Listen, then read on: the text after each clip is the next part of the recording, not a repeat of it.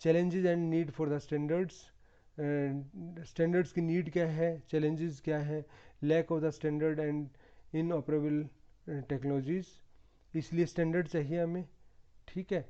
और technologies of the sustainability और लो power consumption, हमें लो पावर कंजम्पशन का डाटा की डिवाइसेस चाहिए। Long life batteries required for the sensor, long life batteries required हैं sensor के लिए, वो पहले बात कर चुके हैं। There should be interoperability at the device network and application level, उसको भी हमें एड्रेस करना है। Slow deployment of IPv6, IPv6 के अंदर ये फैसिलिटी है कि आप बहुत सारे डिवाइसेस को, बहुत सारे IP एड्रेस आपके पास अवेलेबल हैं, जो बहुत सारे मीन्स जितने आपके बिलियंस ऑफ आपको IP एड्रेस रिक्वायर्ड हैं डिवाइसेस को एड्रेस करने के लिए, तो वो अवेलेबल हैं, लेकिन उसकी डिप्लॉयमेंट स्लोली हो रही है। लो कॉस्ट डिवाइसेस कि अफोर्डेबल हो जाए, ये चीज़ भी रिक्वायर्ड है कि अफोर्ड, अभी जब हम देखते हैं कि कोई IoT बेस्ड कोई डिवाइस है तो हमारे दिमाग में एकदम से आता है कि इट विल बी एक्सपेंसिव, और एक्सपेंसिव होती भी है। जैसे 99-2000 के अंदर जब बात करते हैं तो the phones were very expensive, ठीक है, 70,000 80,000, ठीक है। और जनरल फ़ोन की बात कर रहा हूँ, आज के टाइम भी आईफोन की बात करें तो इस रेंज में है, लेकिन आपके पास लो वर्जन्स भी अवेलेबल हैं, फ़ोन्स के लो वर्जन भी अवेलेबल है, आपको 300-400 में फ़ोन मिल जाएगा, ठीक है। थ्रेट वर्सेस अपॉर्चुनिटीज़, अब जब भी हम कहीं किसी भी चीज़ को, किसी भी न्यू टेक्नोलॉजी को अडॉप्ट करते हैं तो वहाँ उसके प्रॉस एंड कॉन्स होते हैं। उस प्रॉस एंड कॉन्स में हमें बैलेंस देखना पड़ता है कि कौन किसका वेट ज़्यादा है। यदि प्रॉस हमारे ज़्यादा हैं तो हम उसको अडॉप्ट कर लेते हैं। IoT is propelled by an exceptional convergence of trends, mobile phone ubiquity and open hardware, big data, artificial intelligence, बहुत सारी टेक्नोलॉजीज़ हैं जिसके मिला के आपका IoT कंसेप्ट बनता है, IoT टेक्नोलॉजी डेवलप होती है। The world is rapidly evolving to where just about the everything will be connected, हम किस डायरेक्शन में मूव कर रहे हैं जहाँ हर चीज़ कनेक्ट होगी एक दूसरे से। The number of cyber attacks will rapidly increase, cyber attacks भी बढ़ेंगे। यदि जब हम मैनुअली जाके पैसे विड्रॉ करते थे बैंक में, तब इतने फ्रॉड्स नहीं होते जितने आज के टाइम में हो रहे हैं। जब हम online money transfer, online money withdrawal, उस चीज़ की हमारे पास फैसिलिटी है, तो अब ज़्यादा हमारे पास साइबर अटैक हो रहे हैं, ठीक है। तो वो चीज़ भी इंक्रीज़ होगी। Privacy and security must be fully addressed, वो बहुत बड़ा इशू है इसके अंदर। अभी अब तक तो IoT बहुत ज़्यादा स्प्रेड हो चुका होता, लेकिन ये एक मेन जो इशू आ रहा है इसके अंदर प्राइवेसी का आ रहा है कि इसको कैसे एड्रेस किया जाए, ठीक है, और इसके ऊपर काम चल रहा है। If misunderstood and misconfigured, IoT poses risk to data privacy and safety. तो इस लेकिन फिर साथ में क्या है, if understood and secured IoT will enhance the communications lifestyle and delivery of the service, ये इस चीज़ को इम्प्रूव कर सकता है यदि इसको प्रॉपरली अंडरस्टैंड किया जाए और सिक्योर किया जाए। तो प्रोस एंड कॉन्स, प्रोस क्या है, automation and control, efficient M2M, ठीक है, ये इसके कुछ प्रोस हैं। और इधर कुछ सेफ्टी इशू है, लॉस ऑफ ह्यूमन स्किल है। ह्यूमन स्किल का तो आप एक एग्जांपल देता हूँ आपको कि जब मेरे फादर और या ग्रैंडफादर की बात करते हैं तो उस टाइम जो टेबल्स होती थी वो 2 1 जा 2, 2 10 जा 20 और 2 11 जा 2 20 जा, मतलब वहाँ तक चलती थी, हर एक टेबल 20 जा तक चलती थी, ठीक है। और अब कहाँ तक जाती है, 10 तक। और उस टाइम टेबल होती थी 1.51 जा, 1.52 जा, 1.53 जा, इस टाइप में पॉइंट्स में भी टेबल्स होती थी जो याद करते थे वो लोग, ठीक है। तो वो क्या है, कैलकुलेटर आ गए, कंप्यूटर्स आ गए, तो हमारी वो स्किल लॉस्ट हो गई। तो इसी तरीके से जो डिसीजन मेकिंग स्किल है, that will also will we will lose. और साथ में क्या है, हमारी सोशल इंटरेक्शन है वो भी ख़त्म हो जाएगी, वो हो भी रही है अभी। ठीक है। फ्यूचर स्कोप की बात करते हैं। एनर्जी, सिक्योरिटी, रियल टाइम, इन सब चीज़ों के ऊपर हमारा कंसंट्रेशन है। एनर्जी मिनिमम एनर्जी यूज़ करें, सिक्योरिटी मैक्सिमम हो, रियल टाइम वर्क कर सकें। यदि रियल टाइम में वर्क नहीं कर रहे तो बहुत सारे एप्लीकेशन ऐसे हैं जहाँ हम इसको यूज़ ही नहीं कर पाएंगे। अब बात आती है एप्लीकेशन ऑफ आईओटी। बहुत कुछ हमने डिस्कस कर लिया, बहुत चीज़ हम पढ़ के आए हैं पीछे, लेकिन अब वो हमने क्यों पढ़ा है, उसके क्या एप्लीकेशन हो सकते हैं, कुछ एप्लीकेशन हम यहाँ डिस्कस करें। मैं ये नहीं कह रहा सभी, क्योंकि डे बाय डे इसके एप्लीकेशन तो इंक्रीज़ होते ही जा रहे हैं। तो इसमें है सिक्योरिटी के अंदर आप इसको यूज़ कर सकते हैं, surveillance applications, alarm etcetera. Transportation के अंदर toll payment, road safety etcetera. E health के अंदर रिमोट पेटेंट मॉनिटरिंग, पेशेंट आएगा यहाँ, पेटेंट नहीं है, रिमोट पेशेंट मॉनिटरिंग, ये स्पेलिंग ठीक करनी पड़ेगी। Manufacturing, production, chain monitoring and automation. हाँ, ये ठीक कर दिया spelling. Manufacturing, production, chain monitoring and automation, ये मैन्युफैक्चरिंग की बात कर रहे हैं हम। और M2M and IoT application, smart city की बात करते हैं तो स्मार्ट सिटी के अंदर क्या क्या कुछ होगा। इंटेलिजेंट ट्रांसपोर्ट सिस्टम होगा, वेस्ट मैनेजमेंट होगा, स्मार्ट स्ट्रीट लाइट सिस्टम होगा, electric vehicle charging, electric vehicle के जो चार्जर्स हैं वहाँ, ऑटो पेमेंट मीन्स वहाँ जितनी देर आपने चार्जिंग लगाई अपने आप आपके कार्ड से पैसे डिडक्ट हो जाएंगे। Water management, smart parking, intelligent building, safety and surveillance. Water management का एग्जांपल मैंने दिया था कि अपने आप उसका सॉल्ट लेवल चेक करेगा और उसके अकॉर्डिंग ही जो प्रोसेस है वो डिसाइड होगा कि उसका एक मिनिमम लेवल डिसाइड करेंगे कि इतना उसके अंदर जो इम्प्योरिटीज़ का लोड है वो मिनिमम कितना होना चाहिए। तो उस अपने आप डिसाइड होगा कि क्या पाथ फॉलो किया जाए, क्या प्रोसेस फॉलो किया जाए इसके लिए। ऑटोमेटिव इंटेलिजेंट ट्रांसपोर्ट सिस्टम, इसके अंदर व्हीकल ट्रैकिंग है, e call, V2V, vehicle to vehicle, and V2I applications, traffic control, navigation, infotainment और fleet management, asset tracking, manufacturing and logistic. Safety and surveillance की बात करें, सेफ्टी एंड सर्विलेंस के अंदर क्या आएगा, कॉमर्शियल एंड होम सिक्योरिटी। आपने कैमराज देखे होंगे, CCTV कैमरा, और आज के टाइम में जो IP बेस्ड कैमराज हैं उसके अंदर आप कहीं से भी वर्ल्ड के किसी भी हिस्से से उस कैमरा को एक्सेस कर सकते हैं। उस कैमरा के अंदर ये देख सकते हैं कि क्या चल रहा है इस जगह पर। उसके बाद surveillance application, video analytics and sending alert, fire alarm, police and medical alerts. Utilities, energy field में जाएँ तो स्मार्ट मीटरिंग। अब मीटर रीडर को आने की ज़रूरत नहीं है कि वो आप मीटर की रीडिंग लेके जाए। स्मार्ट मीटर अवेलेबल हो गए हैं हमारे कंट्री में, अभी नहीं हर जगह यूज़ हो रहे लेकिन अवेलेबल है। Smart grid, electric line monitoring, gas oil water pipeline monitoring, ये सब चीज़। हेल्थ केयर के अंदर बहुत बड़ा रोल है। Remote monitoring of patient after surgery.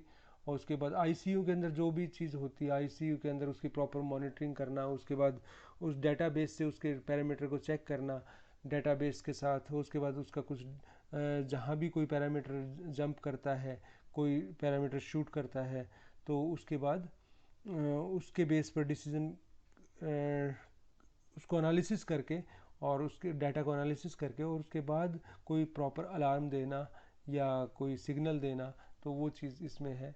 Smart homes की बात करें तो video monitoring of home, security alarm वगैरह, ये सब चीज़। फाइनेंशियल की बात करें, रिटेल की बात करें तो पॉइंट ऑफ सेल, ATM, और उसके बाद है वेंडिंग मशीन, डिजिटल साइनेज, और हैंड हेल्ड टर्मिनल्स, वाटर की smart metering, water leakage treatment. ये सब कुछ इश्यूज़ हैं जो हम M2M या IoT से कर सकते हैं इसको हैंडल। और क्या बात करते हैं बिल्डिंग एंड होम ऑटोमेशन की बात करते हैं, manufacturing, medical and health care system, media, environmental monitoring, this is also the part of, this is the first point, energy management, transportation, you name it and you will have it in IoT. मैं वही बोलता हूँ ना कि बहुत सारे field ऐसे हैं जहाँ अभी आईओटी स्टार्ट नहीं हुआ है, लेकिन there is a wide scope. आप लोगों के लिए बहुत बड़ा और बड़ी अपॉर्चुनिटी है कि आप एक ऐसे टाइम पर आईओटी सीख रहे हैं जब इसका इंट्रोडक्शन हो रहा है, तो there is a wide scope for you. आप इसमें इजीली एंटर कर सकते हैं। जो भी किसी टेक्नोलॉजी के अंदर स्टार्टिंग में एंटर करता है, that will be the leader of the that technology, उसके अंदर वो लीडर होते हैं। यहाँ अपने इंडिया में जब कंप्यूटर्स आए थे, तो जिन लोगों ने उस टाइम कंप्यूटर्स के अंदर मास्टरी की थी, तो वो लोग लीड कर रहे हैं उस फील्ड को। डिवाइस एप्लीकेशन की बात करते हैं, सॉरी डाइवर्स एप्लीकेशंस, एक मिनट, इसके अंदर, हाँ, तो डाइवर्स एप्लीकेशन की बात करते हैं, तो इसके अंदर क्या है कि home, transport, health, building, cities, ये डाइवर्सिफाइड इसके एप्लीकेशंस हैं। इसमें होम के लिए कुछ दिया हुआ है कि कहाँ कहाँ यूज़ होगा, ट्रांसपोर्टेशन के लिए, हेल्थ के लिए सब चीज़ दी हुई है, ये कुछ डिस्कस भी कर चुके हैं हम। बिल्डिंग के लिए और सिटीज़ के लिए सब चीज़ डिस्कस यहाँ लिस्ट की गई है। रिसेंट आईओटी प्रोडक्ट्स क्या है, नेस्ट थर्मोस्टेट है, उसके बाद है कॉर्वेंटिस, उसके अंदर क्या है कि wireless cardiac monitor, cardiac monitor रहेगा।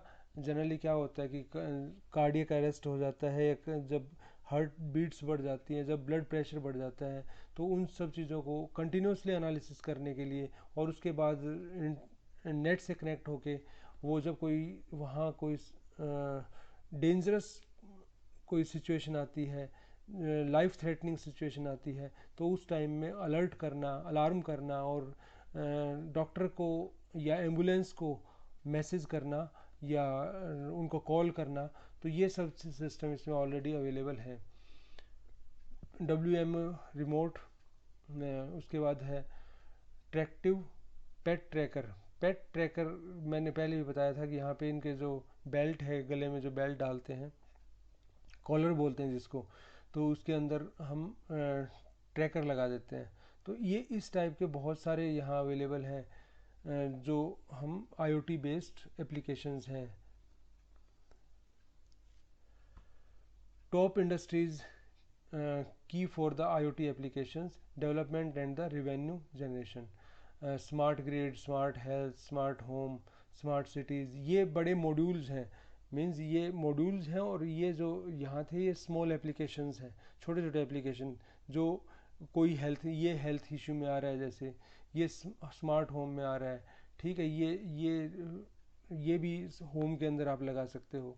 तो इस टाइप में डिफरेंट कुछ मॉड्यूल्स हैं जहाँ आप जिसके अंदर वर्क कर सकते हैं। Popular directions, building automation, smart grid, industrial automation, smart city, और जनरली क्या है कि wireless sensor network, traffic flow, variable health monitoring, और vehicular network, small energy meters, और सो ऑन। इसके अंदर इतने सारे फील्ड्स अवेलेबल हैं। Adoption of IoT network, smart grid के अंदर क्या क्या चीज़ कैसे अडॉप्ट करेंगे उसको। Utility companies use IoT to improve the asset performance, reduce cost reduce करने के लिए, प्रोडक्शन कॉस्ट रिड्यूस हो जाए या डिस्ट्रीब्यूशन कॉस्ट रिड्यूस हो जाए। Infrastructure management, lower supply chain risk and empower employ and consumer, और more efficient and proactive maintenance. ठीक है, by the end of 2017 annual smart grid spending in China could total $20 billion, and the smart meter comprising 2 billion of that total। ये data है। Examples, जैसे इसमें smart grid की बात करते हैं, स्मार्ट ग्रिड के अंदर कितनी जनरेशन हो रही है, कितनी इंस्टेंट कॉस्ट है, कितना डेली कॉस्ट कितनी आ रही है, मंथली कॉस्ट क्या है, ठीक है, इको परफॉर्मेंस क्या है उसकी, वीक जैसे वीक दिखा रखी रिड्यूस स्टैंड बाय। तो इसमें क्या है कि आपके पास स्मार्ट ग्रिड का कंसेप्ट है यहाँ।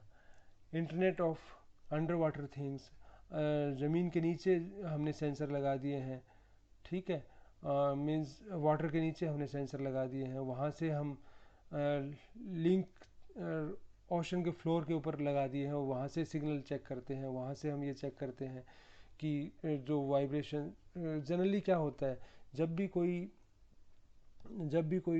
अर्थक्वेक वगैरह आता है या कोई वेदर के जब कोई क्लेमिटी आती है, कोई नेचुरल क्लेमिटी आती है, तो उसका इफ़ेक्ट डिफरेंट प्लेसेस के ऊपर होता है। और जैसे कि आपको पता है कि हमारे अर्थ का 23% हिस्सा ही ऐसा है जो लैंड है, जहाँ उस लैंड के अंदर भी मोस्टली हिस्सा ऐसा है जो स्नो से ढका हुआ है, ठीक है, और या एक्सेसिबल नहीं है। तो उन जगह पर भी सेंसर लगाने, और जो 75% रफली बोल रहा हूँ, 75% हिस्सा जो वाटर से ढका हुआ है उसके अंदर भी सेंसर लगाने, सो दैट कोई भी नेचुरल क्लैमिटी आती है उसका पहले से पता लग जाए। इंटरनेट ऑफ अंडरग्राउंड थिंग्स के बारे में पता करना, जैसे ज़मीन के नीचे कौन से ओर्स हैं, और उसके बाद क्या है कि क्या क्या नीचे डिस्टर्बेंसेस हो रही हैं, वो चीज़ चेक कर सकते हैं। Internet of battlefield things, battlefield के अंदर देखिए कहाँ कहाँ सेंसर कैसे लग सकते हैं, ये सेंसर का यूज़ हो रहा है, ठीक है, ये सेंसर का यूज़ कर रहे हैं, तो डिफरेंट सेंसर्स यहाँ यूज़ किए हैं। Internet of space things, space के अंदर इंटरनेट कैसे, कॉफ़ी मग साइज़, इतने छोटे साइज़ के सैटेलाइट बनाए गए हैं, ठीक है, university of new Mexico coffee का जो मग होता है, मग साइज़ के सैटेलाइट बनाए हैं, माइक्रो सैटेलाइट जिनको बोलते हैं। Internet of nano things, nano things की बात करें तो the internet of nano things, और उसके अंदर देखिए आप यहाँ पर ओवर बॉडी नैनो थिंग्स, हमारी बॉडी के अंदर ब्रेन के पास, हार्ट के पास यहाँ सेंसर्स लगे हुए हैं। उसके बाद क्या है, कंज्यूमर इलेक्ट्रॉनिक डिवाइसेस और other nano things, different nano things यहाँ हैं जहाँ सेंसर्स लगे हुए हैं इनके अंदर, और ये बताया हुआ है कि कहाँ क्या चीज़ लगी है। जैसे ये नैनो राउटर लगा हुआ है, देखो राउटर बहुत बड़े नहीं है, नैनो राउटर लगे हुए हैं, ठीक है। उसके बाद क्या है, देखिए ये नैनो नोड है, ये इस टाइप में नैनो नोड लगे हुए हैं, तो ये नैनो टेक्नोलॉजी का भी इसमें यूज़ होगा, और एडवांसमेंट तो होती जा रही है। Internet of bio nano things, अब कोई नैनो टेक्नोलॉजी से रिलेटेड कोई चीज़ हमने डेवलप की और उसके बाद हम उसको बॉडी में इम्प्लांट कर दें, तो क्या होगा, बायो साइबर इंटरफेस, हमारी बॉडी का इंटरफेस हो जाएगा किसके साथ, इंटरनेट के साथ। तो न्यूरॉन्स, हार्मोन्स हैं, कैल्शियम, यहाँ क्या है कि हम बॉडी के अंदर हम इम्प्लांट कर देंगे, मशीन्स इम्प्लांट कर देंगे, सेंसर्स इम्प्लांट कर देंगे, माइक्रो लेवल के मैम्स आ गए हैं, तो एक्चुएटर भी अब बहुत बड़े साइज़ के नहीं रहे, तो एक्चुएटर भी हम स्मॉल साइज़ के ले सकते हैं। रिमोट हेल्थ मैनेजमेंट के अंदर डिजीज़ मैनेजमेंट, एजिंग इंडिपेंडेंटली। अब ये देखिए, आपने देखा होगा कि पेरेंट्स की जब एज बढ़ती जा रही है, साथ में क्या होगा, जो उनके बच्चे हैं वो स्मॉल सिटीज़ के अंदर जॉब अवेलेबल नहीं है, तो वो बिग सिटीज़ में मूव कर जाते हैं, तो पीछे पेरेंट्स अकेले रह जाते हैं, उनकी एज ज़्यादा है।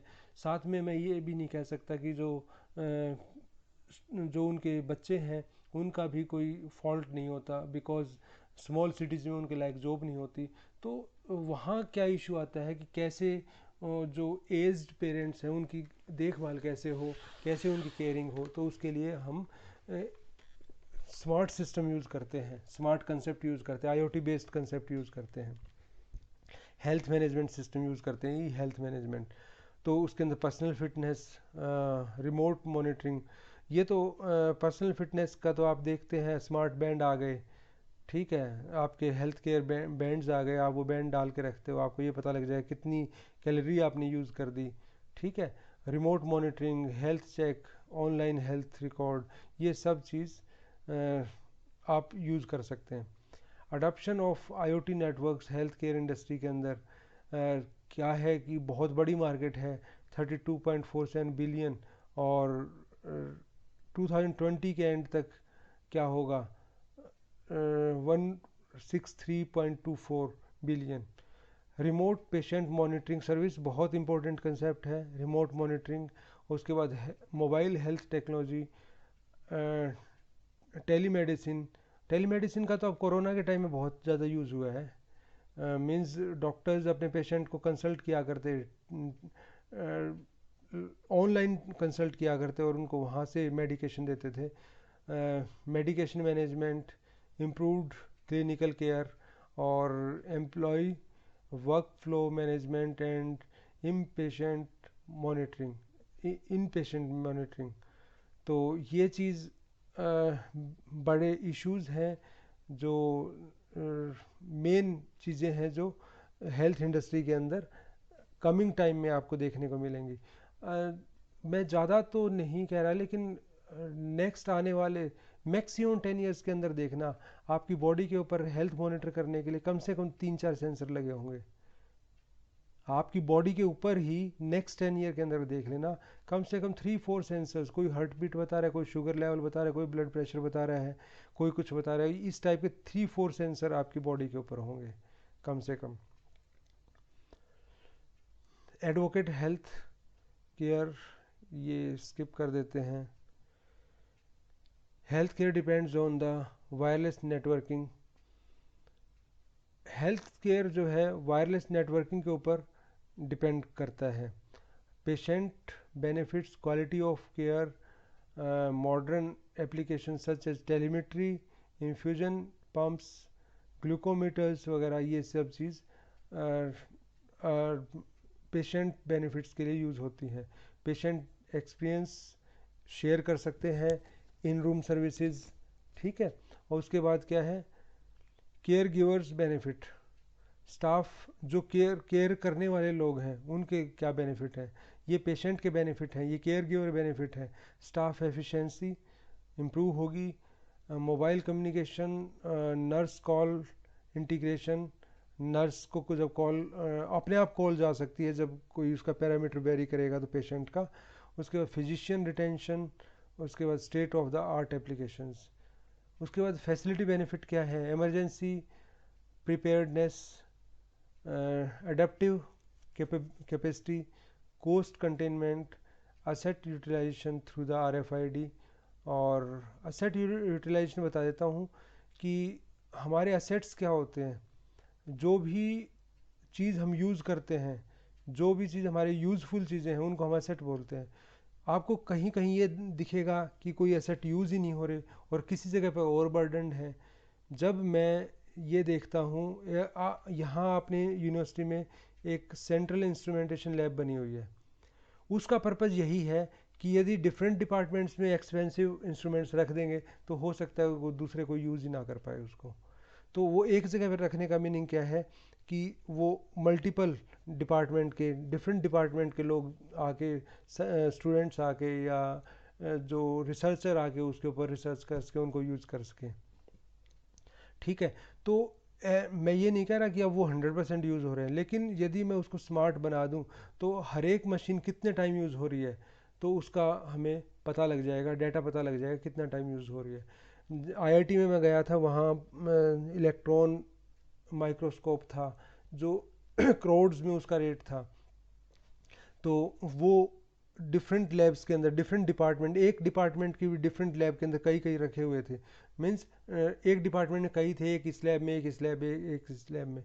तो वो अलग अलग रखने की बजाय उसका यूज़ देखो, यूज़ क्या है। यदि उसका प्रॉपर यूज़ नहीं है, प्रॉपर नंबर ऑफ आवर्स उसका यूज़ नहीं है, तो इतना ज़्यादा परचेज करने की रिक्वायरमेंट नहीं है। एक रखो, स्टैंड बाई में दूसरा रखो, ठीक है, तो इस तरीके से यूज़ कर सकते हैं उसको। तो ये है असेट यूटिलाइजेशन।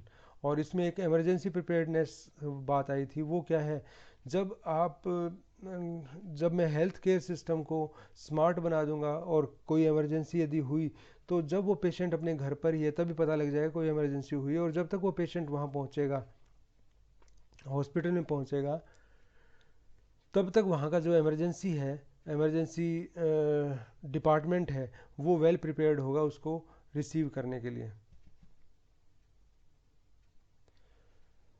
उसके बाद क्या है, typical application in health care, remote monitoring of patient after surgery, और उसके बाद transmission of vital parameters of the patient from the ambulance to the hospital. जब एम्बुलेंस में वो आ रहा है तब भी उसके वाइटल जो पैरामीटर्स हैं वो ट्रांसमिट हो रहे हैं कंटिन्यूसली, सो दैट उनको ये पता होगा, वो प्रिपेयर्ड होंगे कि आते ही क्या ट्रीटमेंट स्टार्ट करना है। Remote monitoring of old age persons, उसके बाद है remote consultation, EICU, medication reminders. ठीक है, EICU बता देता हूँ, सेंसर्स आपके यहाँ लगे हुए हैं, और उसके बाद क्या है कि उसका जो डाटा है वो कोई डॉक्टर अपने मोबाइल के ऊपर भी देख सकता है, वो EICU है। E health, m health and EICU solutions are required to provide the health services in the country to bridge the gaps. जो हमारे गैप्स हैं, हमारे प्रॉपर डॉक्टर नहीं है, नंबर ऑफ डॉक्टर्स नहीं है, नंबर ऑफ हॉस्पिटल्स नहीं है, तो उस ब्रिज गैप को फिल करने के लिए यूज़ कर सकते हैं हम।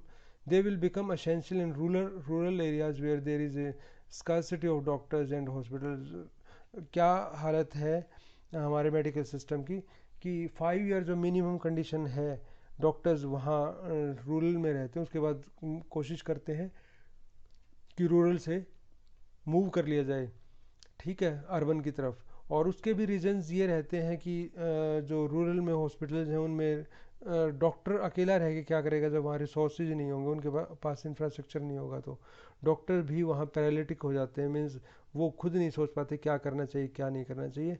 उनके पास सिर्फ यही एक वे होता है कि they refer the patient to the city के अंदर कोई हॉस्पिटल है तो वहाँ रेफ़र कर देते। तो वहाँ हमें ये भी रिक्वायरमेंट है कि इंफ्रास्ट्रक्चर भी होना चाहिए, और इंफ्रास्ट्रक्चर गांव में रखें उसका प्रॉपर यूटिलाइजेशन नहीं होगा। तो इसलिए क्या है कि 10 विलेजेस लिए उनके उनके अंदर क्या सेंट्रलाइज्ड एक इंफ्रास्ट्रक्चर क्रिएट कर दिया। और वो इंफ्रास्ट्रक्चर क्या है कि ऐसा नहीं है कि एक विलेज में क्रिएट किया, वो 10 के ऊपर एक विलेज में क्रिएट किया, तो ऐसा नहीं है कि सबको वहाँ आना पड़ेगा। सेंसर्स हर हॉस्पिटल में है, लेकिन उसकी जो प्रोसेसिंग है, मॉनिटरिंग है, वो क्या है टेलीमेट्री के थ्रू एक प्लेस पर हो रही है। ठीक है, तो this is very, you can say big step यदि ऐसा हो पाता है तो। IoT framework for the health monitoring,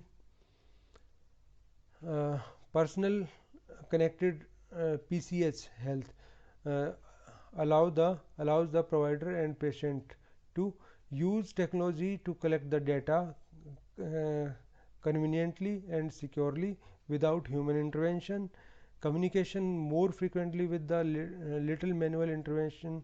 अब ये जो फर्स्ट एग्जांपल दिया है ये तो मैं वही बता रहा हूँ, after 10 year, within the 10 year आपके शरीर के ऊपर, आपकी बॉडी के ऊपर there will be many sensors, और वो सेंसर्स क्या करेंगे, कंटिन्यूसली डाटा सेंड करते रहेंगे, कोई ह्यूमन इंटरवेंशन नहीं होगा।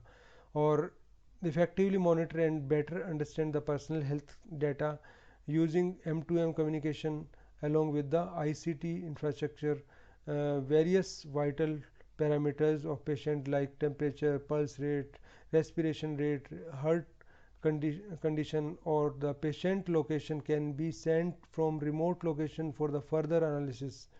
ठीक है, ये मैं बता रहा हूँ कि कंटिन्यूसली डाटा भेजा जाएगा। This may be required for the preventive health care post surgery conditions. Surgery की है तो उसके बाद पेशेंट को आज के टाइम में 10 डेज हॉस्पिटल में रखते हैं, ठीक है, 12 डेज हॉस्पिटल में रखते हैं, 1 वीक हॉस्पिटल में रखते हैं, तो वो रिक्वायरमेंट नहीं रहेगी। तो वहाँ क्या होगा कि वो डाटा घर से ही कलेक्ट होता रहेगा।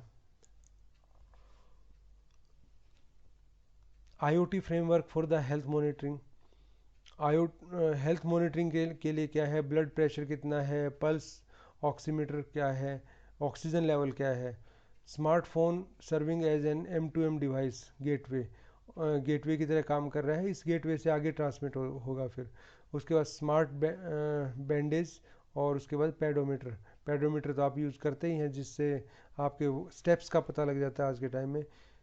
ठीक है, ये सारा स्ट्रक्चर दिया हुआ है कि कैसे हेल्थ केयर के लिए, हेल्थ मॉनिटरिंग के लिए इसका यूज़ होता है।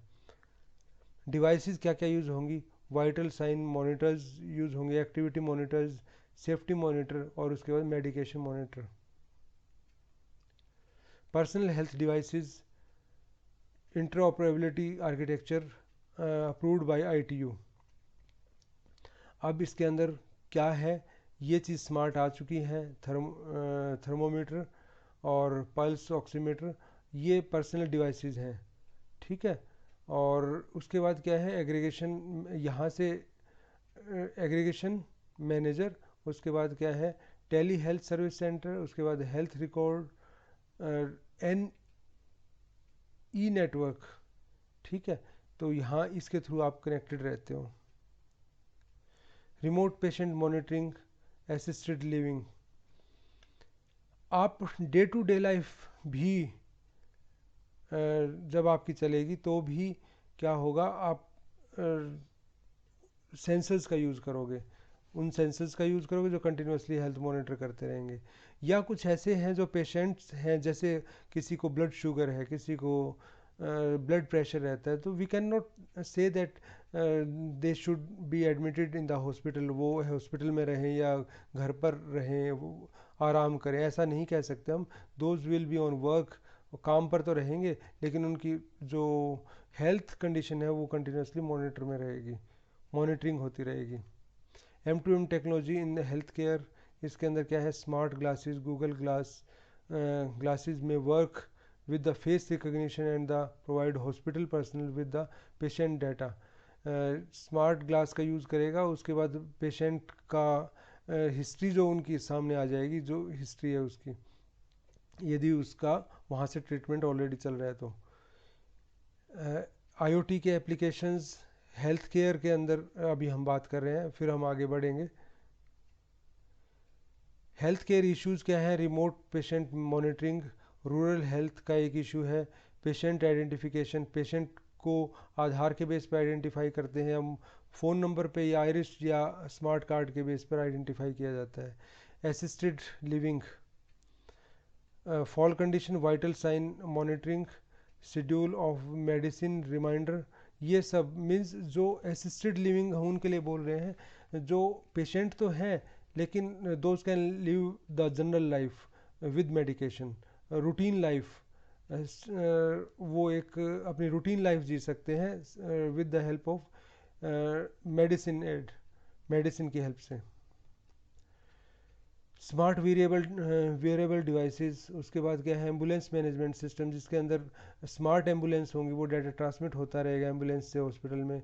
उसके बाद क्या है, medical asset tracking, medical assets कहाँ हैं, वो यूज़ में है या नहीं है, वो पता लगता रहेगा। रेडियोलॉजी डाटा ट्रांसफ़र, उसके बाद क्या है, रिमोट ड्रग डिलीवरी, उसके बाद है laboratory information system.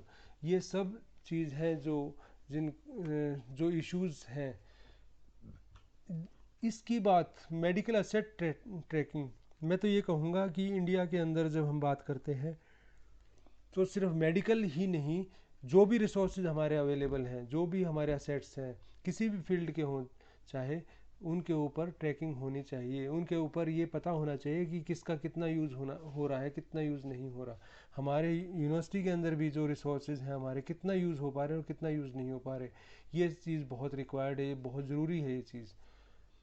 Future scenario health care का क्या है, पेशेंट के disease management, preventive wellness management, इन सब चीज़ों के लिए उस डॉक्टर के लिए डायग्नोज कर पाएंगे रिमोटली, उसके बाद अर्ली ट्रीटमेंट, उसके बाद प्रोग्नोसिस, हॉस्पिटल प्रोवाइडर, ये सब चीज़ें इन फ्यूचर हम देखते हैं। इन पेशेंट केयर है, उसके बाद क्या है, रिमोट पेशेंट मॉनिटरिंग है। इन पेशेंट मीन्स जो एडमिटेड है हॉस्पिटल में, और उसके बाद क्या है कि होम बेस्ड केयर, ये सब चीज़ें फार्मास्यूटिकल के अंदर क्या है, जेनरिक ड्रग, पर्सनलाइज्ड ड्रग, और उसके बाद टारगेट मेडिकेशन। ड्रग का कम्बिनेशन भी आपके पर्सनल जो आपकी स्टेटस है उसके बेस पर ड्रग का कम्बिनेशन भी बन सकता है। रिस्क बेस्ड प्रीमियम इंश्योरेंस की बात करें तो, और उसके बाद पर्सनलाइज्ड फिटनेस बेस्ड प्रीमियम और हेल्थ क्रेडिट, ये सब फ्यूचर की में देख रहे हैं हम, फ्यूचर सिनेरियो है ये। समरी क्या है, operational benefit, ease of wireless network administration, elimination of the proprietary wireless network और enhanced wireless, और ये सब चीज़ हम देखते हैं तो enhanced wireless security है, और clinical outcomes क्या हैं उसके, ये चीज़ यहाँ दिया गया है। better outcome through the real time data analysis और enhanced safety through the real time monitoring। real time monitoring से उसकी better मॉनिटरिंग कर सकते हैं और उसके रिजल्ट्स बेटर आएंगे।